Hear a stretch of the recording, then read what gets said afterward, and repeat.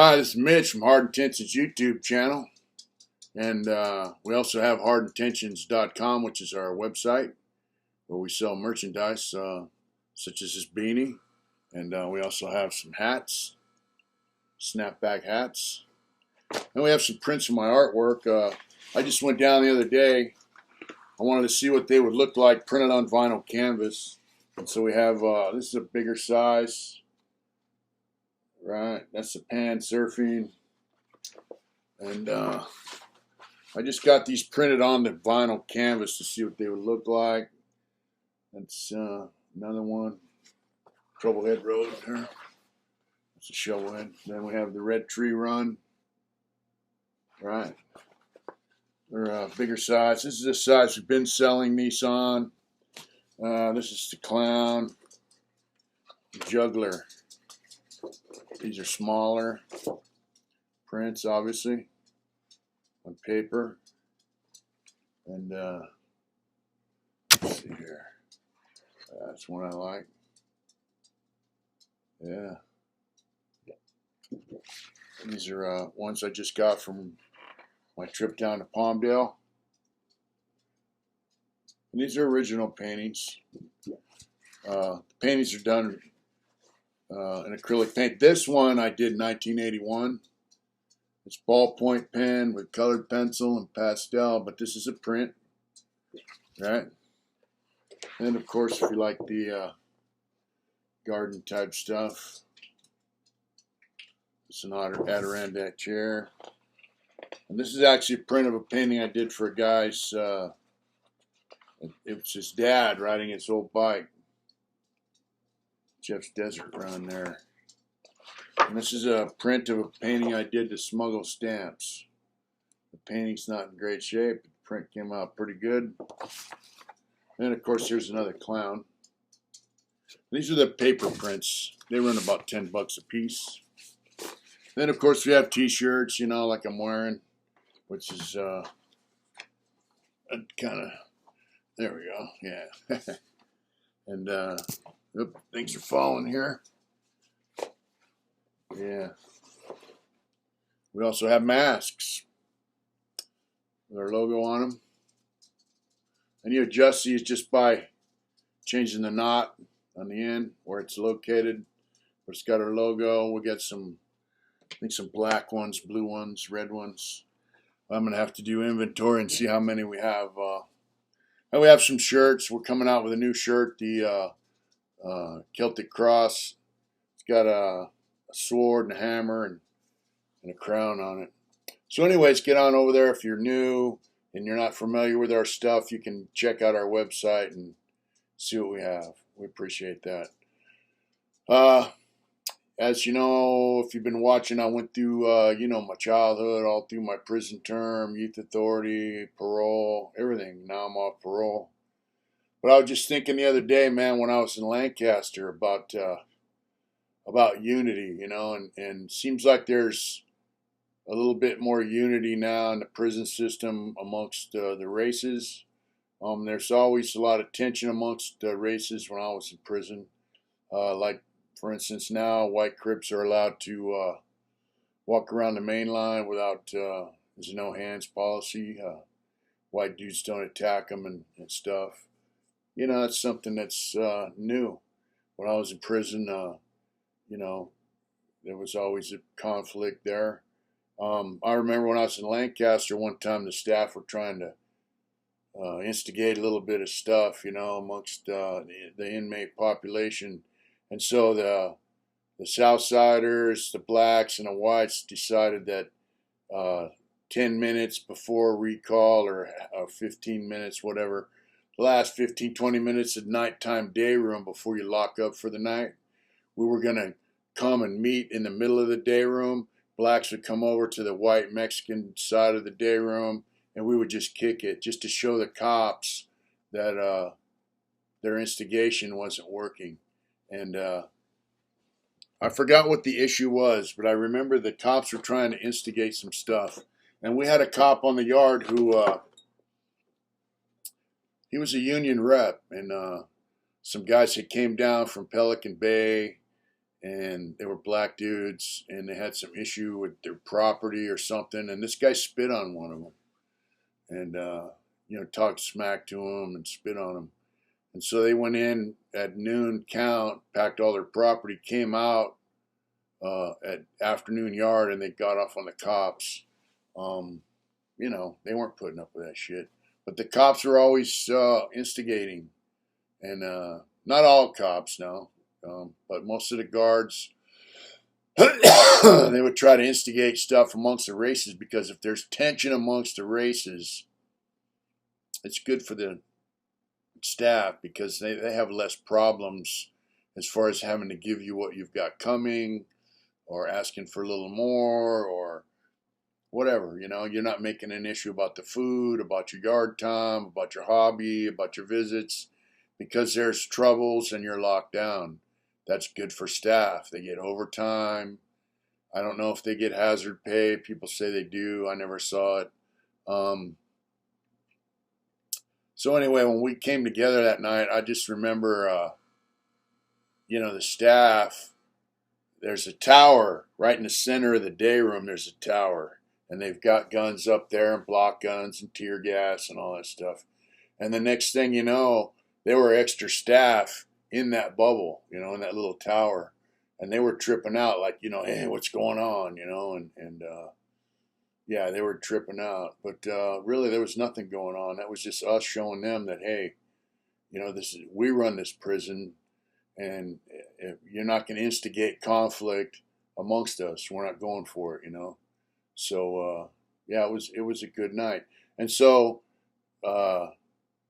you might ask, what's the main thing that prevents unity amongst the races? Because like in the East Coast and different places, we always hear that there's no racial problems. Everybody's kind of gets along, and then the white dudes, of course, hear that, yeah, everybody gets along as long as the whites are subservient to other races.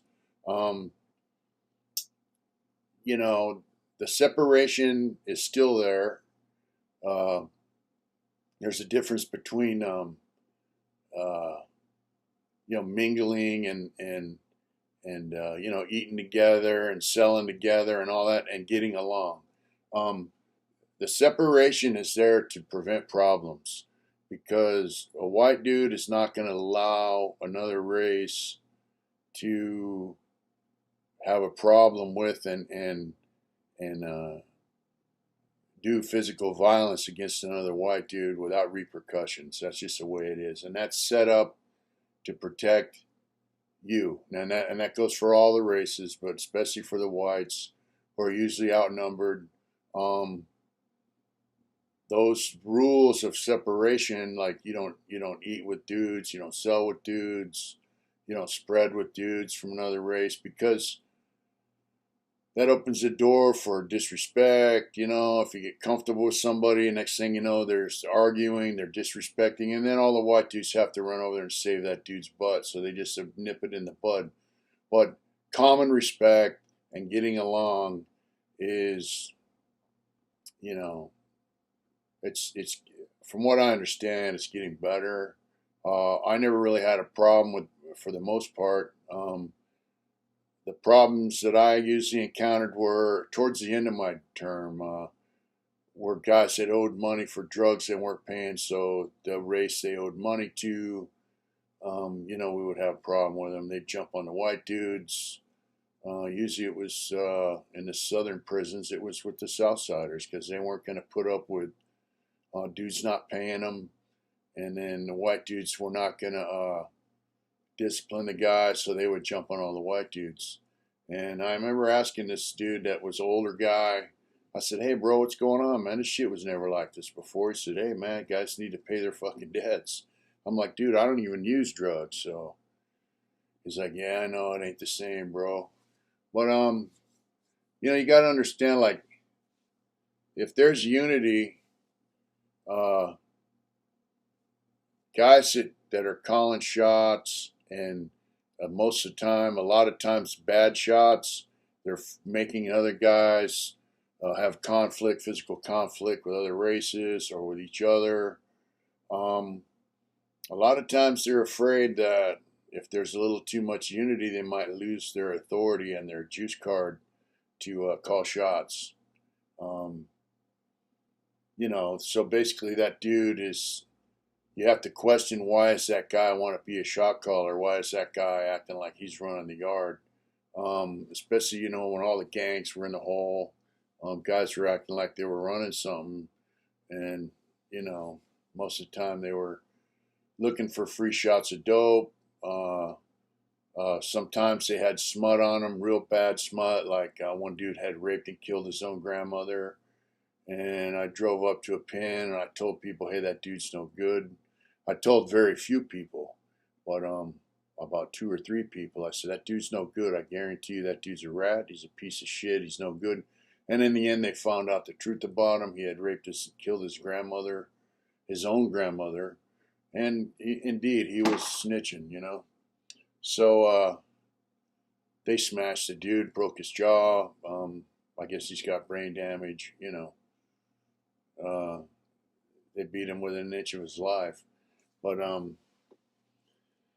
yeah, he was a shot caller because he was in a prison with a very small mainline population. Guys that were in the know weren't really there, and people were comfortable. They weren't asking a lot of questions, and the guy was calling shots because he had something to fear. And in the end, his fears came to fruition because people, got his number and put a smash on him. Now, if that guy would have just minded his own business and did his little thing, like stayed in the cut, in the background, people probably wouldn't have took notice what's going on with him. But, he got, in bottom line, by being a shot caller, he got himself hurt pretty bad and almost killed. So that guy was being a shot caller with guys who weren't in the know, and he was doing it because he wanted to have control of information, drugs. He wanted free drugs, he wanted to get high, and he wanted control of information. And anyone who was a threat to that dude, I'm assuming before I got there, he would try to have him removed, and by using smut. Smut is like bogus information that you put out on people. Call him a rat, call him a child molester, he owes money, he's not kicking down, whatever, he's hitting this and that, and he's not kicking down. Any number of things you can use as smut. If the guy's working in a certain location and there's illegal activity happening there and it gets caught, then they could point the finger at that guy, whether he's guilty or not. That's what guys who are no good do, who have the ability to run a yard with dummies. I always let people know, hey, I run my own show. I run my own show. I don't take orders from motherfuckers. I know the game. I know the rules. I don't violate the rules. Stay the fuck up out of my face. If it gets real bad, that's how I act, But for the most part, I just tell people, hey, you know what? A guy says, yeah, I'm a shot caller for the yard. I say, well, I don't let people call shots on me. I run my own program. I'm from San Diego. And then if they don't like it, I'll know it. They'll be like, yeah, okay, if they're good with it, they're good with it. If they have a problem with it, then I'll just suit up and deal with it, If they, I'll just keep my eyes on them and I'll be ready. And if they feel like, they got to do something about it, they'll pay. Like in Corcoran, I had the youngsters, they told me, what do we do if this guy Jack tells us what to do? And Jack was a guy from Pennsylvania, said he was from San Fernando Valley because that's where he got busted. Marcelli was from San Fernando Valley, and he had a little crew of dudes, later on. I told the dude, hey, you don't run fucking San Diego. And then Marcelli told me, you don't run the San Fernando car. And basically we let him know you're not running the fucking yard. But he was running the yard with some guys that would listen to him because he had a dope habit. He had life without parole. So, in all intents and purposes, he was never getting out. He wanted to shoot dope, and he wanted control of information. If you're running the yard, you got a bunch of dummies with their ears open on the yard, and they come and flap their lips and tell you everything they hear. because they want to be in good grace with the guy. But really, he's doing that out of fear. Instead of just laying back, minding his own business and doing his own program like smart guys do, he wants to be in the mix out of some kind of fear. Fear of losing out, fear of being found out. See, so my thing was always, I did my own thing. I had a group of homeboys or friends from other towns, whatever, and we would do our own thing. I usually had my own shit. I had canteen. If I was partying, I had my own party goods. And I wasn't going to kick some lame down just because he thought he was running the yard. I mean, in one case, we had a guy in Corcoran paying us $180 a month, that was a maximum canteen draw, so he could get high. He worked his ass off all month at PIA, gave us his whole check, and he got high for about a week. And that, what kind of dude is that? And then he would go out in the yard and act like he's running shit, He was a fucking lame. And so anyways, I told them kids, hey, if that dude tells you what to do, you just tell him, go show you how to do it. Tell him, you go do the first one and show us how to do it, and we'll do the next one. And about, a few months later, they came running up to me and they said, hey, man, we did what you said, and it went down just like you said. The guy asked them, told them they had to put in some work, and they told him, well, why don't you show us how to do it? And, the guy didn't bust a grape. He did give me dirty looks out the side of his head for a while because he knew I put them guys up to it. They were my little crew, One of them was from San Fernando, one of them was from Cocoa County, and the other one was from San Diego. So, I mean, they were young, and they happened to listen to me, which kept them out of trouble, That was my thing. I don't want to see some young kid fuck his career off over something stupid. That guy tried to tell my homeboy, man, that he had to pay Selly's debt one time. And because Selly left owing some money, I said, you worried about that debt? You pay it, motherfucker. You don't ever tell my homeboys they got to pay someone else's debt, or we'll stab your fucking ass. Simple as that. And, part of that's bluff and part of that's real. I put it out there. You leave your business, leave San Diego out of your business, or you're going to get hurt. And he never called us on it. If he would have, then we would have had to step up to the plate and hurt him. And since I made the threat, I would have done it because I said it, I wouldn't have tried to put it off on some youngster, to fucking handle business. So guys are worried about losing their authority. That's why they act like they're shot callers. True shot caller dudes, they just lay back and do their time, man. And if somebody's out of line on something, it depends how far out of line. They might just have the dude whacked without him even knowing. But if he's a decent guy and he just did something stupid, said something stupid, and some other race was, offended by it, he might just go put the guy in check by giving him advice like, hey, you can't do that. You can't say that, whatever. Or he might have a couple guys beat him up for a minute, put some lumps on him, or he might have him removed. But at the bottom line, if a dude's a serious, if a guy's running shit for real, he's going to do it in a way that everyone benefits. People stay out of trouble.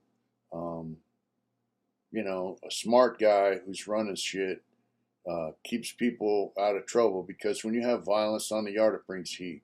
That's the bottom line.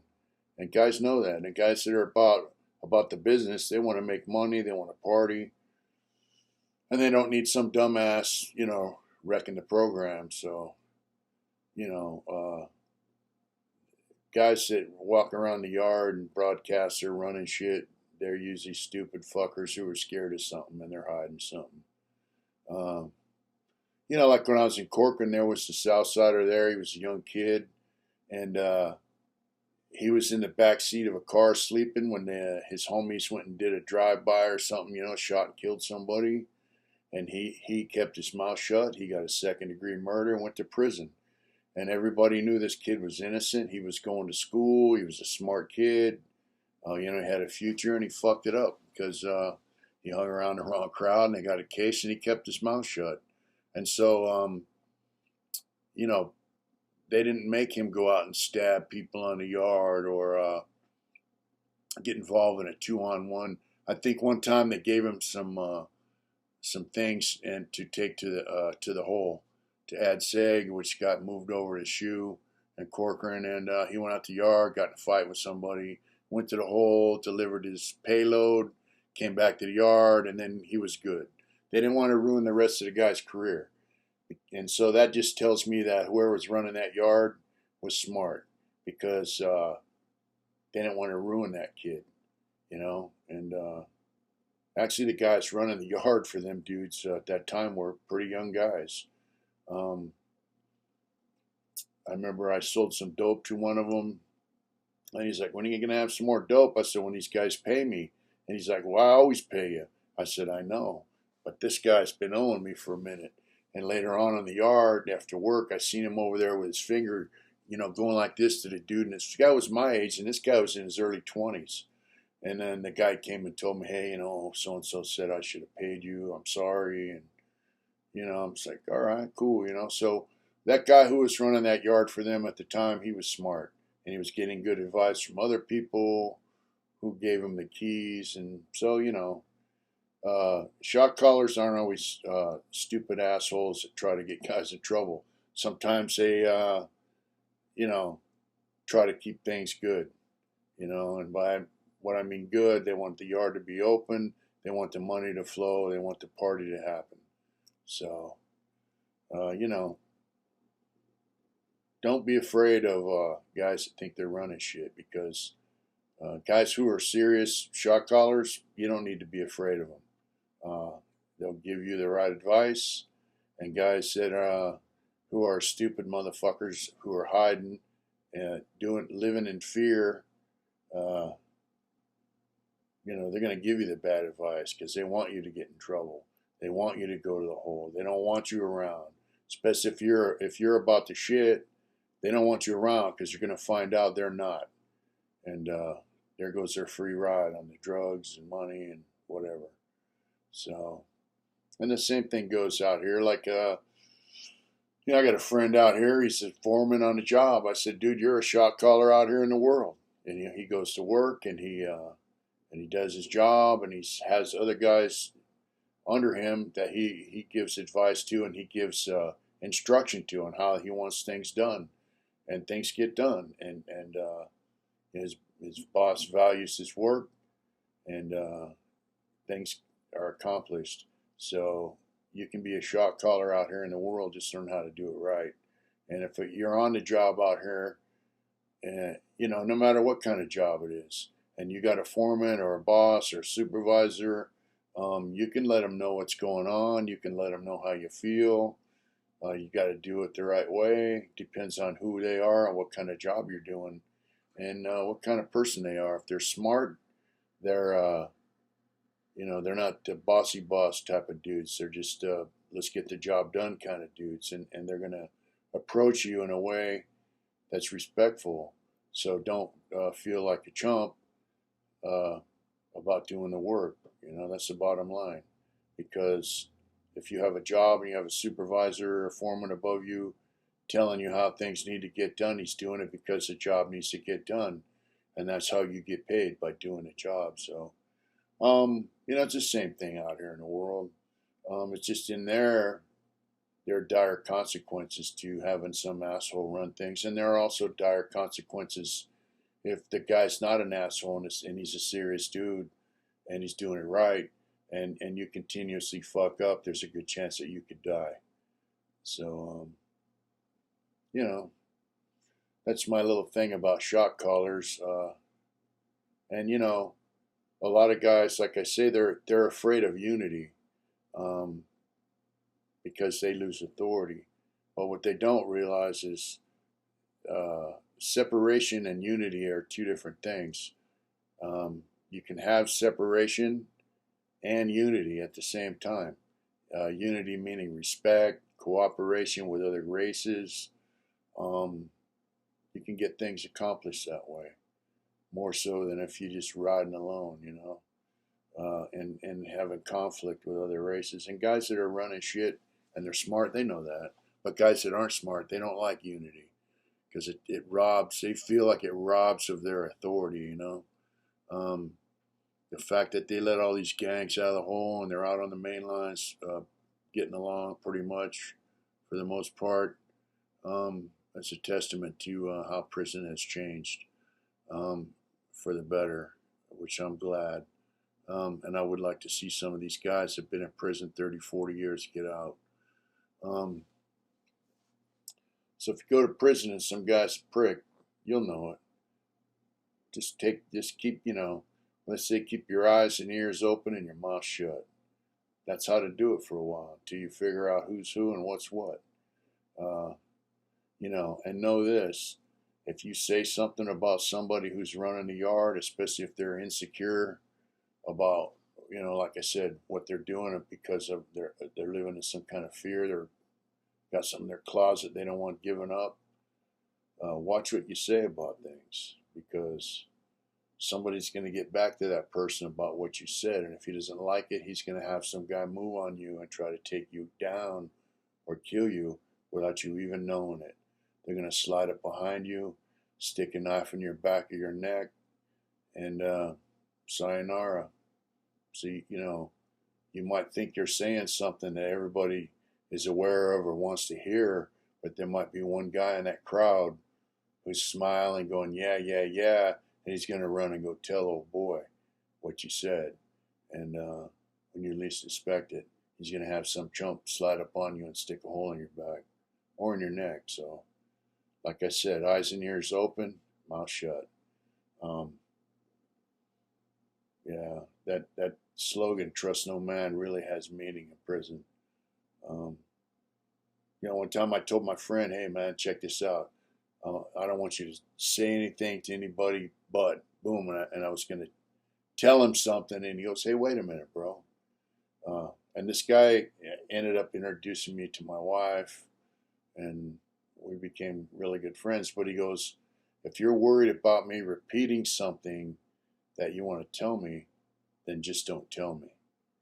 And I thought, all right. So basically what he was saying was, I'm your friend, and if you don't think I'm friends enough with you to where I would repeat something and get you in trouble, then we really aren't friends. And it got to the point where I could tell him just about whatever I wanted to, and he could tell me whatever he wanted to, because we had each other's backs 100%. You know, and if you want to test people, you just slide them a little piece of information about something that's non-detrimental and see if it comes back to you through someone else. And if it does, that means you can't trust them. So, and like I said, same thing goes out here. You know, if you're on a job or you're whatever, you're involved with a group of people, let something slide out to somebody and see if it comes back to you from someone else. As long as it's a non-detrimental issue, you know, that's how you can test people and see where their loyalties lie, you know. It takes a long time to build trust in people, so you got to trust yourself first, and you got to be aware of your surroundings and the people you're dealing with in here, in prison, and out here. So, hey, I'm going to go and take care of some stuff around here. Don't forget to check out our website. Really appreciate it. And if you haven't voted on the Dream Chopper 2020 at dreamchopper.com, they're giving away a motorcycle. I could use your vote. You guys take care of yourselves.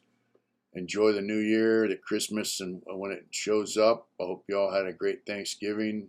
And whatever it is you do out there, remember, do it hard. Thank you for watching.